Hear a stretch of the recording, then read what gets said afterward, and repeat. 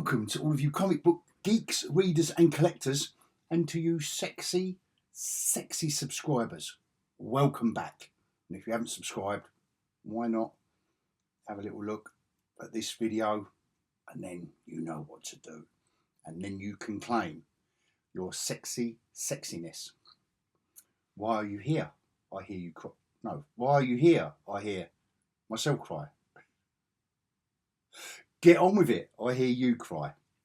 Right, I'm going to take you back to the 70s. The good old 70s. I wasn't even a teenager in the 70s, so I don't know why I'm calling it the good old 70s. The 70s in England were terrible. From what I read and believe and have been told. It was ridiculously bad. So anyway, let me take you back to the 70s. What was the good old days was the black and white magazine craze in the best hobby in the world, comic collecting. When we say black and white horror magazines, I believe we think of Eerie and Creepy, the Warren mags, where the likes of Wrightson, Corben, I mean, they're the two superstars that rose amongst the ranks, aren't they? But I've got a pile of each of those. And there were a couple of surprising artists that were working on them.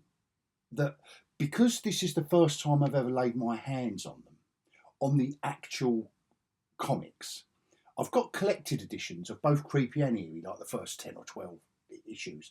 And I think a lot of stuff, particularly Wrightson, I've discovered. Berni Wrightson's back catalogue started with, I think he's more in one out of the two of these. We'll have a look because I have made notes on the back. I think it's Creepy, not that matters. But he's kind of, because it's creator-owned stuff, which I've got no problem with that, no problem at all. It has been reprinted over the decades. I have got multiple editions because every time that man's name turns up, I'm on board. So these little one-shots that he did back in the day, not so much for Corben, but I've noticed there's a few in there. Anyway, the other firm that thought they would jump on the bandwagon back in that day was Marvel, and they done a beautiful run they had a beautiful run of Monsters Unleashed, Vampire Tales. I think it was Tales of the Zombie. There was at least 3, 4 and associated, plus all of the 4-colour magazines they were doing.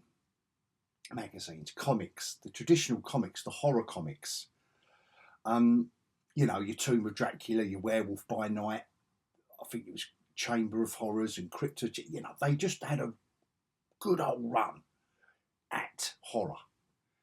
And their black and white magazines, again, they're beautiful. The artwork in this format is stunning. You don't need the colour.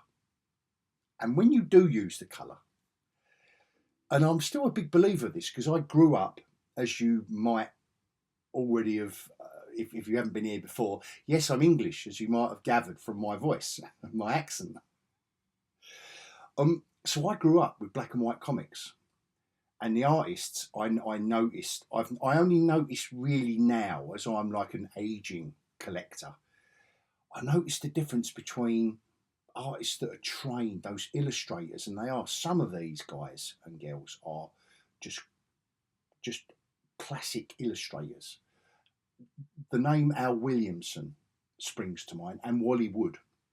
So 2 names that appear in these magazines, and they are just superb illustrators. They're not the heavily stylised ones, even though you know their style, particularly Al Williamson, like you can spot it a mile off. John Severin is another one. Everything, the figure work, the format, the framing, everything is proper. They were proper illustrators. And then the comic, then you get your Corbins and your Wrightsons come along. And I'm not saying that professionally trained illustrators be here and the comic book, no, I'm not saying that. I'm just saying, let me know in the comments what you think whether I'm, you know, am I just imagining that or not? You know, there's a craftsmanship in some of those older, your Al Williamsons and your Wally Woods and your Berni Wrightsons and your Richard Corbins. That's when style, their their unique style come to the forefront. You could see a Wrightson and go, wow, that's old Bernie's at it again. Oh, Corben. Oh, yeah. Yeah, and we all know what he started off doing as well, don't we? He did love a little bit of, and he did. He liked a Corben. So we're going to look at Eerie and Creepy. I've got a few Marvel horror mags, plus a little 4-colour surprise in the magazine format, which just perfectly illustrates what I've just been banging on about how these artists working in black and white were glorious. I mean, Corben had some full colour inserts in one in Eerie or Creepy, because that was he was working in that medium. I think whatever it was he was doing, I don't think it was airbrushing. Whether it certainly wouldn't have been oil. But he just had that unique style, didn't he? And when wow, Corben in colour was sensational. But artists working in black and white and then you slap colour on them sometimes doesn't work. And that's because, like I was saying earlier, that's because of me and my upbringing in England and growing up with black and white comics. And sometimes you return to the centre pages and they give you colour. And especially looking back, I'd think, oh, not so much with 2000 AD with things like Judge Dredd. Who else was in the centre page? I remember Flesh Book 2 was in the centre page, maybe Strontium Dog. Sci-fi seemed to lend itself. I'm thinking more of things like Charlie's War and Johnny Red in a battle, where the colour in plain pastel, like 4 elements, it didn't work. Particularly Charlie's War, the beautiful art of Joe Coquelin in battle. Even if you haven't ever experienced Charlie's War, an all-time UK classic that still resonates today, written by Pat Mills. That's my all-time recommendation. One of my all-time recommendations that you must have in your collection. Always, Rebellion seem to keep Charlie's War in print, which is great. Love them for that. I've obviously got the originals in battle and collected editions as well, because they've done some really nice background info on the amount of research that Pat Mills and Joe Coquelin both did to get it spot on. I've really digressed there. Please join me after my little scroll. I'm going to sort out my piles, and then I'm going to return with some 1970s black and white beauties. If you're up for a bit of that, then join me after the scroll.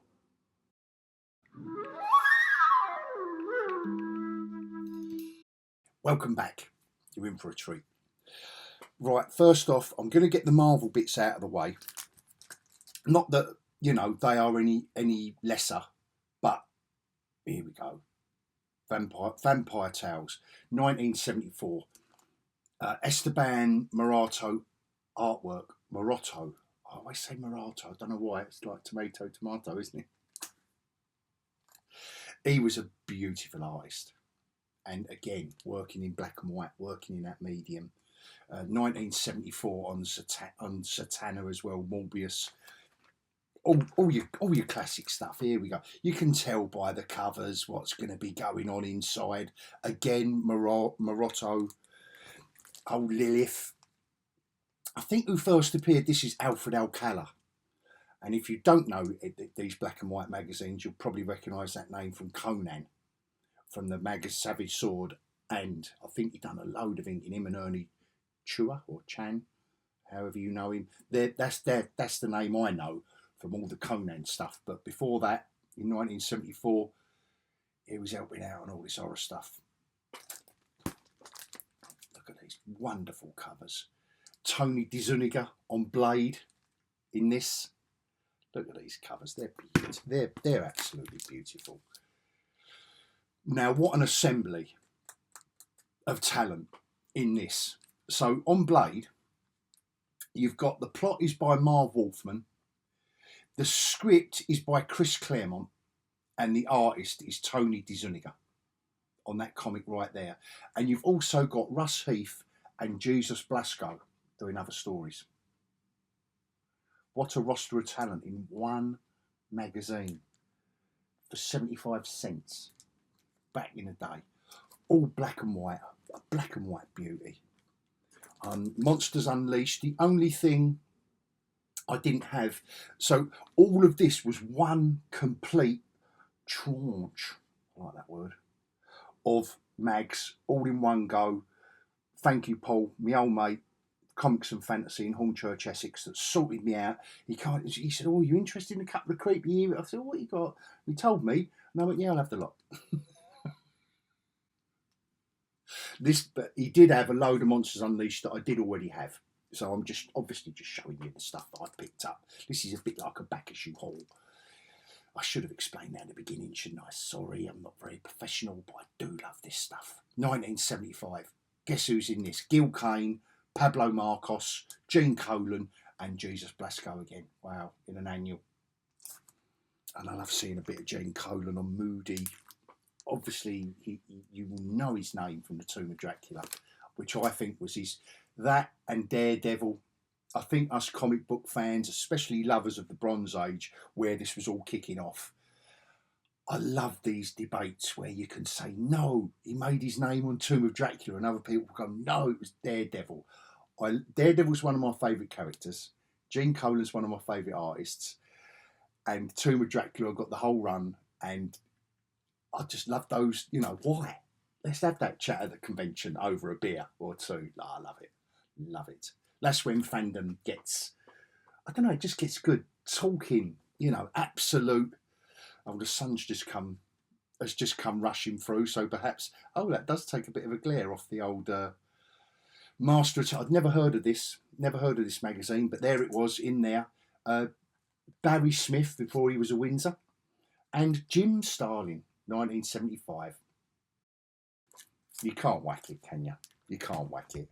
So nice black and white beauties. And before we get on to Eerie and Creepy, I picked up a few more of these, right? And do you know what's really jarring? As like I said in the introduction, as a UK comic book collector, these were repackaged. These Hulk magazines, these were repackaged as Rampage Monthly, and they was black and white, and it was stunning to me. They were monthly. They were kind of like more grown up, which is what the magazine was after. A more grown up audience, or the audience that had bought the Hulk 5 years ago in the States was growing up and might want a little bit more. I'm not saying adult for the sake of swearing or anything like that, because that wasn't in there, or gratuitous violence, which would be the code now for an adult comic, wouldn't it? What he meant was, I don't know, just a little bit more, stories with a little bit more oomph, a little bit more heft to them, emotional heft to them. But anyway, how jarring to see it in colour. So I'd read these magazine format stories in Rampage Monthly, so it was kind of like collecting the entire story. Most of these were one shots, Hulk stories, and by different.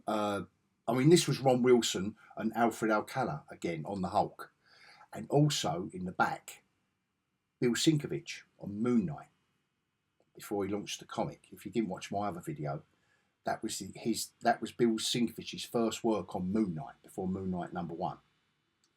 Fact fans.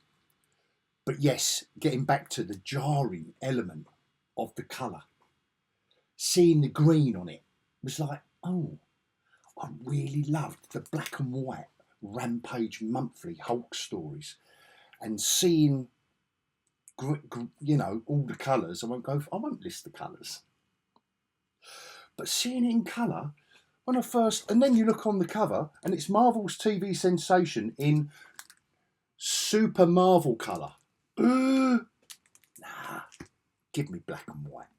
Give me black and white. And one other odd bod before we get on to the Warrens that you're you've got your tongues hanging out and you're waiting for me to show off the Creepy and Eerie's. Another Bill Sienkiewicz, 1980. So I don't know if this predates issue 1 of Moon Knight, but obviously they've given Sienkiewicz Moon Knight by this point, and Tom Palmer inking, which links in beautifully with Gene Colan on The Tomb of Dracula when he was inked by Tom Palmer. Oh, it was a beautiful thing on Tomb of Dracula. It was an absolute beautiful thing. That's all the Marvel stuff. Let's dive right in. Look at this beauty. Issue 9, 1966. This is the earliest issue that my old mate Paul had in the run. Gene Colan, Reed Crandall, Steve Ditko, Frank Frazetta. He does a small kind of story in the back, but obviously the cover. Alex Toth, come on. John Severin, Wally Wood and Al Williamson. 35 cents in 1966 and you was getting that. I mean, over the years, I've just never been able to get my hands on this stuff. It was just always too expensive. I was into the 4-colour comics, Epic Illustrated, when that come along in the early 80s. And if you're interested, I did do a video on that. That and Vertigo. That was my era of magazine format stuff. But this was a whole different thing, wasn't it? 1974. Obviously, that's the only early issue I've got. That was a few, Bob, I can tell you. Not that these other ones weren't, but anyway. 1974, The Black Cat by Berni Wrightson in this one. Plus Richard Corben, plus John Severin, and a Ken Kelly cover. Now, Ken Kelly was an artist that did album covers. He'd done like Kiss covers. I don't know if it was Iron Maiden or it was another American band. I think I might be getting that wrong. Let me know in the comments if you know Ken Kelly, if you're a heavy metal fan. I can remember him doing a Kiss cover. But anyway, Ken Kelly, it was surprising how much artwork he did on these comics. And another a wonderful Ken Kelly cover. Now, like I say, Corben, it says on here, yeah, all new stories and art plus colour. Look. They're making a right big play of it right at the top. Plus colour, yay! But that was Corben's. Generally, it was Corben's art that was in colour. Not exclusively, but yeah, again, Richard Corben, Berni Wrightson in that issue, 1974. Howard Chaykin. I mean, this is there was 2 cover artists, Ken Kelly and another artist called Sanjulian. Don't know. I haven't done no research on that. Let me know in the comments if you can give me any info, because I am interested, but I'm not one of the surfers that go online just to research. It's so boring. I'd rather engage with other fans that know and go, oh my God, he did this and he did that, or they or she, maybe, don't know. Look at that cover. What would I be doing if any of you sexy subscribers are thinking about cover of the week? What would I be doing if this was coming out monthly? It would just be cover of the week, wouldn't it? So we've got Howard Chaykin, Paul Neary.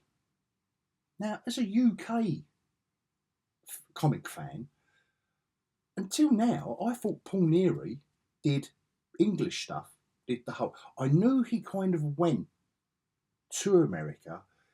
I think he went either before or with Barry Smith before the Windsor. But Paul Neary was working in American comics in a style that you can't recognise. I mean, I can recognise he's done a lot of covers for the Hulk Weekly in the UK. And you can just see Paul Neary's style. And then he went on to do Captain America. But he'd done Madman for Warrior. So that's how I followed his career. But to see Paul Neary's name turn up is a beautiful thing. Again, Corben, Maroto and Wrightson. The roster of talent. Like it's 1974, Jose Ortiz turns up. Now, and look at that beautiful cover again. Is that Ken Kelly? He had a really weird signature, Ken Kelly. I can't see it in that. But it's either Ken Kelly or Sanjulian. Yeah, here's another Ken Kelly. 1974, Richard Corben draws Edgar Allan Poe's The Raven. Oh. I say draws, paints, because I think that was a colour one. If you follow me on Threads, I did post it. The first page with a tapping. Oh, yes, love it. And you get the gist. You get the roster. So I won't go through, but look at that. Yeah, that's a Christmas special. Christmas special. Ah, the classic pendulum. Would it be Pit and the Pendulum? No. Yeah, oh, it is as well. When a man, terror floods the darkened dungeon. When a man is left alone to face the pit and the pendulum. Yes, and why not? Angry Ape. Obviously, we're still in the mid-70s. We're still 1975. Look at that beautiful cover. Oh, this is just class. So we're into 1975. Neil Adams in this. Rich Buckler. Jose Ortiz again. What I was going to say about Jose Ortiz is that he did work in another UK comic. Like, I know I keep referring back to that, but it's funny how these connections resonate, like Paul Neary, the black and white element. Jose Ortiz did, I'm sure he did work in the Scream comic, which only ran with like 22 issues. I think it was 22 issues in the, when would that have been? Early 80s. It would have been in the early 80s. So after this, Severin, Toff, Wallywood, all in this. But Jose Ortiz, I didn't know his artwork until, I don't know where, I thought he was just a European artist, done a bit of work for Scream, the publisher IPC or Fleetway, whatever they were at the time. But no, look at that. Oh, sorry about the glare, but these brand new beautiful bags that Paul has done me, obviously anti-glare. 1976 now, Corben, Neary, Ortiz, Severin, Toff, Wrightson. And this is why it's taken me so long. To be fair, I've got these nearly a month ago now. It's taken me so long because I open up every one of these, have a flick through to do a little note on the back as I'm showing you, like, we all know this is a Frazetta cover, but we've got Corben, Russ Heath, Carmine Infantino.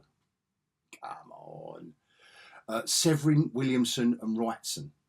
Look at that Frazetta cover. I don't think it's exclusive for this magazine, or was it? Because I've seen this before a lot of times, but I don't know if Frazetta would have done it. No, he wouldn't. It's 1966 on there, so that's predates the magazine by 10 years. So I doubt if you've done it exclusively for that. But the links with Ortiz doing the black and white stuff in English comics. Maroto again, Ortiz again, Severin and Wrightson. And I'm sure there was another artist in there that I wanted to talk about. No, it's more Paul Neary, Alex Toff. Went right off on a tangent now. I do get too excited, don't I? 1978, Jeff Jones, Richard Corben, Al Williamson and Berni Wrightson. Come on, Jeff Jones turning up. That's probably a Sanjulian cover. Not, to be fair, not the best, is it? Not like this one. Good old Corben, come on. And there is some stunning art in this one. 1979. I've even written the note on the back. Beautiful art from John Severin. It's a Foreign Legion. It starts as a Foreign Legion story. It goes on from there. They're obviously out in Africa, and I think it's going to be Egypt and etc. That's what I was saying. So the reason it's taken me so long, I got bought is because as I'm putting the labels on, I'm doing a bit of, not a lot of research, just flicking through, seeing who the artists are to inform you. But what it does for me is it makes me open them up and read them, or kind of go through them. But yeah, well, I have. It's taken me ages. I keep reading them. Who knew that? Oh, in this one, by the way, Walt Simonson, lovely Richard Corben cover, John Severin, Al Williamson, and Walt Simonson turns up. You can see, and you can see his style. This A special Berni Wrightson issue. Look at that. That's one of the more famous covers as well, isn't it? From Berni. And if you want to check out my other Berni video, please do. I don't know if I'll leave links, if I'll remember. But and look at these. Look at these covers. That, Alex Nino. Yeah, Alex Nino is another name that you kind of, I believe they're either European or South American. Please let me know in the comments. I need you. I need you, sexy subscribers / viewer, to help me out. And another one. Beautiful covers. You know, finishing off the 70s. Oh no, starting the 80s. I don't know if that's probably Sanjulian. The loathsome murderous mummy rises in lamb to the slaughter. Proper creepy magazine, wasn't it? Let's go over to Eerie. Obviously, these two were in conjunction. I don't know if you had to wait 2 weeks. Mike Plug. Now, you're going to know that name from Ghost Rider, like I do. It's Ghost Rider and Werewolf by Night. End of. As a Marvel aficionado, that's where I know the name from. 1972, Estaban, Maroto again. He was all over the place, the boy, wasn't he? Rick Buckler, Paul Neary, Maroto again, 1973. Look at that beautiful cover again. Grr, baby, grr. Oh, I love these covers. This artwork. That must be Sanjulian, because I can't see Ken Kelly's. And please let me know. I will reiterate. Please let me know about Ken Kelly. What you know about him as a painter. Corben, Wrightson, Hollywood, Paul Neary, and Ortiz, 1974. Oh, another great cover.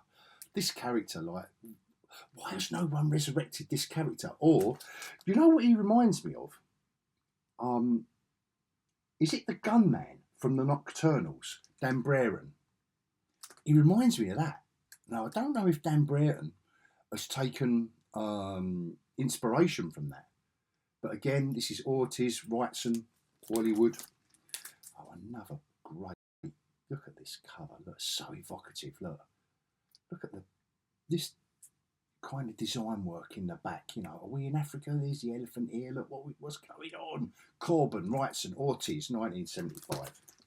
Oh, like I say, like I keep saying, every one of these would have been cover of the week, wouldn't it? What wouldn't have made you pick up this magazine if you was in America? Because I don't think.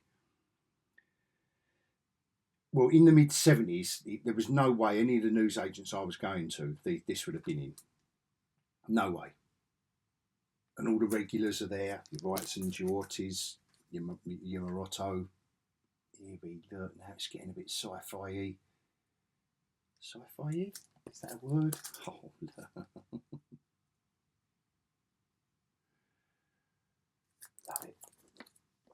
it.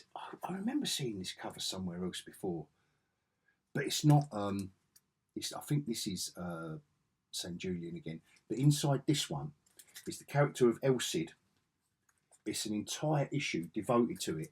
And the artist on it is a guy called Gonzalo Mayo. And I'll tell you what, if you follow me on Threads, you'd have seen it. Because when I went through this issue about a week ago, the artwork blew me away. It really did. And if you're not on Threads and not following all the other comic book fans over on there, just go on it. Just go on Threads. Forget all the other social media, all the nonsense that goes on. Keep it real. For comic book, you know, anything that turns up, just say not interested, and then suddenly your feed is just all people that just love their comics. Get on over there. That's my recommendation of the day. But look at that cover. But yeah, inside the Gonzalo Mayo's artwork on El Cid. Oh, what a beautiful thing. 1975, 76. A little bit more of a sci-fi theme every now and again. The Exterminator, that character, Hunter 2 and a killer robot. I think that was Exterminator, was it?